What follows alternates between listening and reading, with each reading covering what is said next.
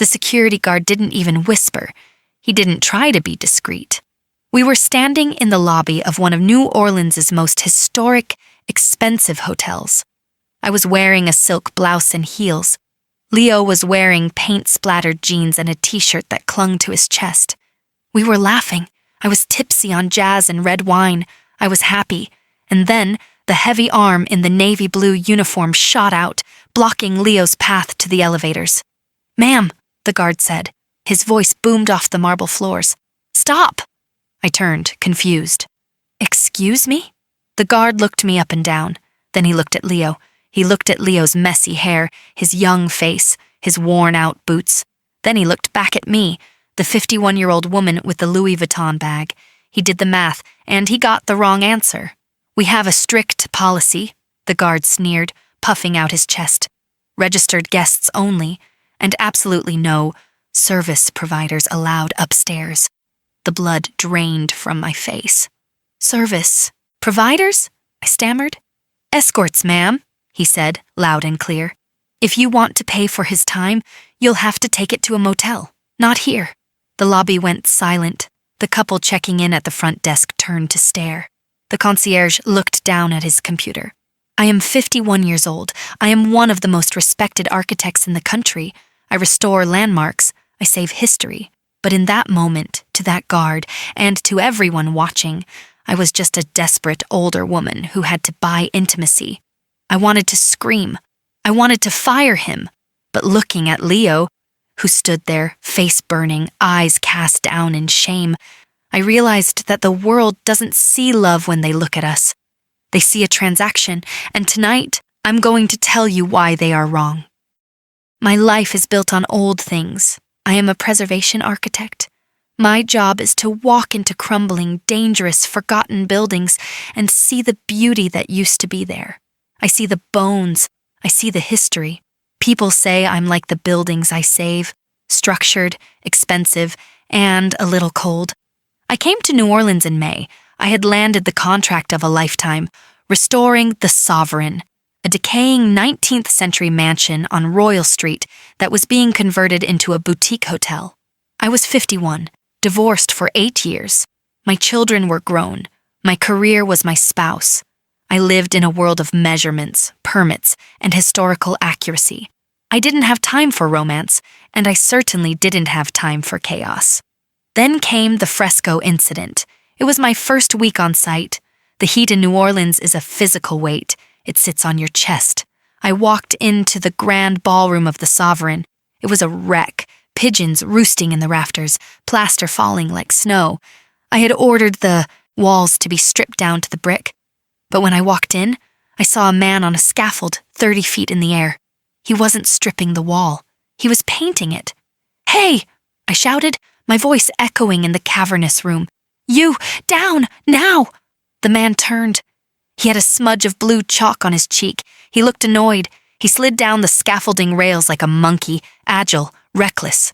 He landed in front of me with a thud of work boots. He was striking. Not handsome in the polished corporate way I was used to. He was rugged, dark curls that were fighting a losing battle against the humidity, a t-shirt that was more holes than cotton, and eyes that were the color of the Mississippi River, murky and deep. He looked about 25. "Who authorized you to paint?" I demanded, waving my clipboard. "These walls are slated for demolition. If you demolish these walls," he said, his voice a low southern drawl, "you're destroying a masterpiece." "Excuse me?" "Look," he pointed up. I was chipping away the top layer. Underneath this rot, there's an original 1890s Creole fresco. It's not rot, lady. It's history. I looked up. He shone his flashlight. There, peeking through the grime, was the faint, beautiful face of a cherub. I gasped. I had missed it. I, the expert, had missed it. I didn't see that, I whispered. "That's because you were looking at the cracks," he said, wiping his hands on a rag. "You weren't looking at the soul." He extended a hand. "I'm Leo, the restoration artist. The owner hired me to save the art, not scrap it." I took his hand. It was rough, covered in plaster dust. "I'm Angela," I said. "The architect." Nice to meet you, Angela, he grinned. Try not to tear down anything else beautiful today, okay? He winked and climbed back up the scaffold. I stood there, heart pounding in the heat, feeling foolish, and, for the first time in years, intrigued. We worked together every day for 6 weeks. The sovereign was our world. Outside, tourists drank hurricanes and threw beads. Inside, we were covered in dust, fighting to save the past. Leo was 26, exactly 25 years younger than me. He was chaotic. He lost his keys constantly. He ate lunch from vending machines. He listened to music that sounded like construction noise. But he was brilliant. He could look at a shattered piece of molding and sculpt the missing piece by hand. He treated the building like a living, breathing woman who deserved respect. We started eating lunch together on the floor of the ballroom. Why do you do this? He asked me one day, peeling an orange. You're rich. You're famous in your field. Why spend your days breathing in lid paint? I like fixing things, I said, adjusting my blazer. I like taking something broken and making it valuable again. It was always valuable, he corrected gently. You're just reminding people to look. He looked at me then. His gaze was heavy. Like you, he said. I froze. What? You wear these suits? He gestured to my linen trousers. You pull your hair back so tight it must hurt. You act like you're just the project manager. But when you look at that fresco, you look like a girl in love. It's cool. I blushed. I actually blushed. I am too old for flattery, Leo. And I'm too young to lie, he countered. We started staying late. The heat broke in the evenings, bringing thunderstorms. One night, the power went out in the building. We were in the library, looking at swatches by flashlight. The thunder shook the floorboards. I hate storms, I confessed, clutching my blueprints. Why? They're uncontrollable. Chaos. Chaos is where the magic happens, Angela. He moved the flashlight so it illuminated our faces. We were inches apart. I could smell him, turpentine, rain, and sweat. It shouldn't have been attractive. It was intoxicating. You're shaking, he whispered. I'm cold, I lied. It was 80 degrees. You're not cold, he said. You're alive, finally. He didn't kiss me then. He just held the light steady, but the electricity between us was stronger than anything in the grid. I went back to my hotel room that night and looked in the mirror. The lines around my eyes were still there. My neck was still 51 years old. But my eyes? They looked like the cherub on the ceiling. They looked found. It shifted on a Friday. Come see me play, Leo said. You play? Piano. At a dive on Frenchman Street. It's not the Ritz, but the whiskey is honest. I shouldn't have gone. It was unprofessional, but I put on a black wrap dress. I let my hair down. I applied red lipstick. The club was crowded, hot, and loud. Leo was on stage. He looked different, focused. He played jazz with the same intensity he painted, wild but precise. When he saw me walk in, he didn't stop playing, but he smiled. A slow, dangerous smile. After his set, he found me at the bar. You came, he said, wiping sweat from his forehead. You're talented, I said. Is there anything you can't do? I can't afford a drink at the hotel you stay at, he joked. I'm buying, I said. We talked for hours. The music swirled around us. He touched my hand. Angela, he said.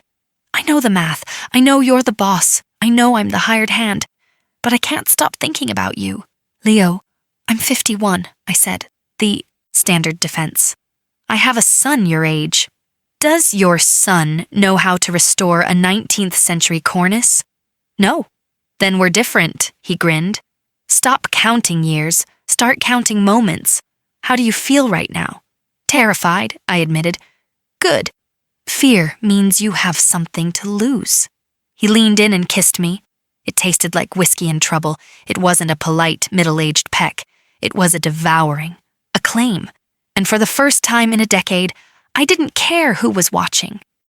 Which brings us to the lobby. We left the club at 1 a.m. We were giddy. Come back to my room, I had said. We have wine and air conditioning. Leo hesitated. Your hotel is fancy, Angela. Look at me. He gestured to his paint-stained jeans. I don't care, I said. I'm the guest. I can bring who I want. I was naive. I forgot that the world is cruel to women who break the rules. We walked in. The chandelier sparkled, and then the guard, the arm, the accusation. No escorts allowed. The words hung in the air. Leo took a step back. His face crumbled. The confidence of the artist, the musician, the lover. It vanished. He looked like a boy who had been caught somewhere he didn't belong. I'm not... Leo started, his voice cracking. I'm not an escort. Sure, son, the guard smirked. And I'm the king of England. We know the drill. Older lady, young guy, cash transaction. Take it outside. I felt a rage ignite in my chest that was hotter than the New Orleans sun. How dare you? I hissed, stepping forward. I am a diamond member guest. This is my partner. Partner, the guard laughed. Right. Look, ma'am, I'm saving you money. He's going to rip you off. Leo pulled his arm away from me. Leo, I said, reaching for him. Don't, he whispered. He looked at the people staring. He looked at the judgment in their eyes. He's right, Angela, Leo said, his voice hollow. I don't belong here. Leo, no. I'm just the painter, he said. You're the architect. We don't mix. He turned and walked out the revolving doors, back into the humidity, back into the night. I stood there. The guard crossed his arms, looking satisfied. You're welcome, ma'am. Keeps the riffraff out. I looked at the guard. I wanted to slap him. I wanted to scream. But I did something else. I reached into my purse. I pulled out my room key card. I threw it on the marble floor at his feet. I'm checking out, I said calmly. Tonight? I walked out the door, after Leo, but the street was empty. He was gone. I sat in Jackson Square until sunrise. I replayed the scene over and over. The shame, not the shame of dating a younger man, but the shame of believing the guard for a split second. When the guard said escort, a tiny part of my brain, the part trained by society, whispered, is that what this is? Am I just buying his youth? Does he actually like me, or does he just like the expensive dinners? That doubt, that insidious, poisonous doubt, that was the real enemy. Leo had seen it in my eyes. He saw me hesitate. He saw me check the room to see who was watching. He didn't leave because of the guard. He left because he realized I was ashamed of him. I went back to the construction site the next morning. I expected to see him on the scaffold. It was empty. The foreman walked up to me. Leo quit, he said. Left his tools, said he couldn't finish the job. My heart broke. I had driven away the only person who saw the art beneath the rot. I looked up at the ceiling, at the cherub face Leo had, revealed. It looked lonely. I had a choice. I could go back to being the respected architect. I could finish the job, fly back to New York and forget the boy with the paint on his hands. Or I could tear down the walls I had built around myself. I got in my rental car. I pulled up his personnel file. Address: a warehouse district loft on the edge of town. I didn't care if it was a bad neighborhood. I didn't care if I looked desperate. I drove. I parked my pristine German sedan between a dumpster and a rusted pickup truck. This was Leo's world, far from the polished marble of the hotel lobby. I climbed 4 flights of metal stairs, my heels clanging like alarm bells. My heart was hammering. I knocked on the heavy steel door. No answer. I tried the handle. It was unlocked. Leo, I called out, stepping inside. The loft was huge, smelling of turpentine and old wood. But it wasn't the mess I expected. It was a gallery. Everywhere I looked, there was art, not just the restoration work he did for money, but his work, charcoal sketches of street musicians, oil paintings of the Mississippi River at dawn, and then, in the corner on an easel, I saw it. It was a sketch, charcoal on rough paper. It was me, but not the architect me, not the woman in the blazer with the tight bun. It was me laughing in the jazz club, my head thrown back, hair loose, eyes crinkled with joy. He hadn't drawn my wrinkles as flaws. He had drawn them as rays of light radiating from my smile. Beneath it, he had scrawled one word: timeless. I felt a sob catch in my throat. The guard saw an escort. Leo saw a muse. You shouldn't be here, Angela. I spun around. Leo was standing by a sink, washing paint off his hands. He wasn't wearing a shirt. His back was to me. The muscles in his shoulders were tense. "I came to apologize," I said, my voice shaking. "You don't need to," he said, turning around. His face was guarded. "You were right. The guard was right. We live in different worlds. Go back to your hotel, Angela. Find a nice lawyer your age." "I don't want a lawyer," I said, stepping closer. "I want the man who drew this." I pointed to the sketch. Leo looked at the sketch, then looked away, embarrassed. That's just a study." "It's beautiful," I said. "Leo, please. The guard was an idiot, a bigot." "The guard was doing his job," Leo snapped. He walked over to me, invading my space. He smelled like rain and anger. He saw a mismatch. And you know what hurt, Angela? It wasn't him calling me a gigolo. I've been called worse. He looked me dead in the eye. "It was you." "Me?" "Yeah, you. For 2 seconds, you hesitated. I saw it in your face. You looked at my dirty boots. Then you looked at the people staring. And you wondered if they were right. You wondered if I was just using you. I didn't." I started to lie. "Don't," he warned. "I see details, remember? That's my job. I saw the shame. You liked me in the dark, Angela. You liked me in the dusty ballroom where no one could see. But in the light, in your world, you were embarrassed." His words hit me like a physical blow. Because they were true. I had let the world's judgment seep into my brain. "You're right," I whispered. Tears finally spilled over. I was scared. I'm 51, Leo. I've spent my whole life following the rules, being the good woman. And suddenly, I'm breaking them all. It terrified me. I reached out and took his hand, his paint-stained hand. But do you know what terrified me more? Sitting in that square alone, thinking I'd never see you again. He looked at our joined hands. He didn't pull away, but he didn't squeeze back. "I can't be your secret, Angela. I have too much pride for that." "I don't want a secret," I said, a plan forming in my mind, a terrifying, bold, necessary plan. "Then what do you want?" "I want to finish the job," I said, "and I want to make them pay." I didn't sleep. I went straight to the site. I called the owners of the hotel chain. I called the investors. I told them we had made a significant historical discovery that required an immediate press unveiling. I told them if they didn't come, I would walk off the job. They came. 2 days later, the grand ballroom was filled with suits. The press was there. The investors were sipping champagne, which I made them pay for. The fresco was covered by a large velvet tarp. I stood at the podium. I was wearing my sharpest suit, my armor. "Ladies and gentlemen," I began into the microphone, "we talk about value in this business. We talk about square footage and ROI. But the true value of the sovereign isn't the bricks, it's the soul."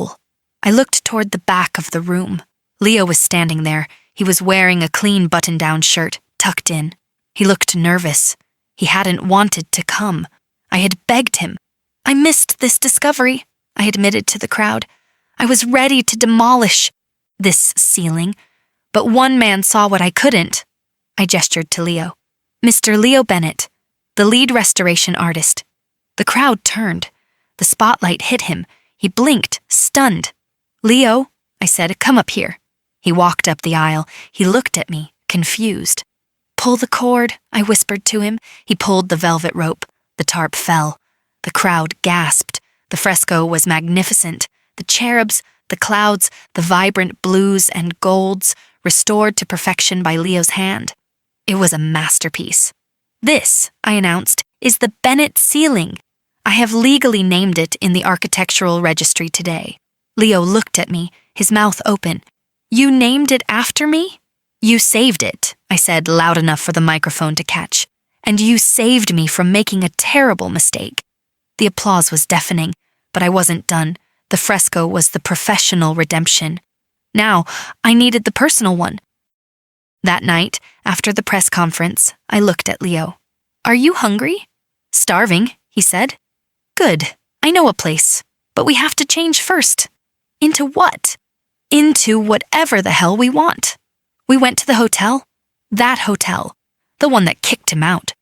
I walked in wearing a stunning backless evening gown. Leo walked in wearing his best dark jeans and a blazer. He looked like a rock star. He looked like himself. We walked hand in hand toward the elevators. The same guard was there, the one who had sneered. He saw us. He recognized us. He stepped forward, opening his mouth to say something about policy. I stopped him with one look. It was the look I used to fire incompetent contractors. It was a look that could freeze water in hell. "Don't," I said softly. "Ma'am," he started, glancing at Leo. "I told you." I pulled out my phone. I showed him a picture of the morning's newspaper. The headline read, "Architect and Artist Unveil Masterpiece." There was a photo of me and Leo, standing together, looking powerful. "This man," I said, my voice echoing in the lobby, "is the reason this city has a new landmark. He is a guest of honor, and he is my guest. If you stop him, I will not only check out, I will have your corporate office on the phone before you can blink. Do we have an understanding?" The guard looked at the photo. He looked at my face. He looked at Leo, who was standing tall, no longer ashamed, looking right back at him. The guard swallowed. "Yes, ma'am." "My apologies, Mr. Bennett." He stepped aside. Leo squeezed my hand. We walked to the elevator. The doors closed, shutting out the lobby, shutting out the judgment, shutting out the world. Leo backed me against the elevator wall. "You named a ceiling after me," he murmured, his eyes dark with heat. "I had to make sure you'd stick around," I said, "and you scared the hell out of that guard. He deserved it." He kissed me. It wasn't a thank you kiss. It was a promise. "Room 412?" he asked. "Room 412, I answered.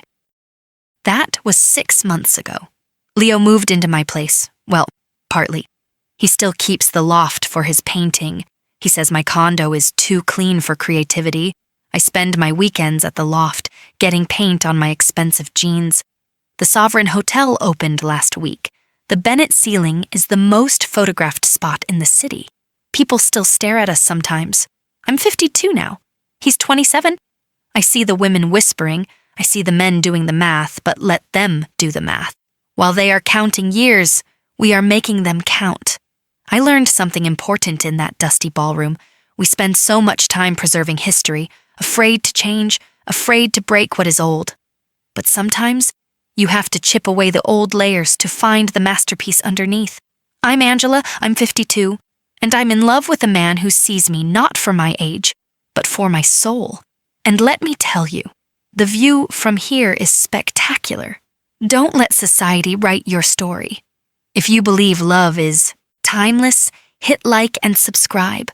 Share this with someone who needs to break the rules.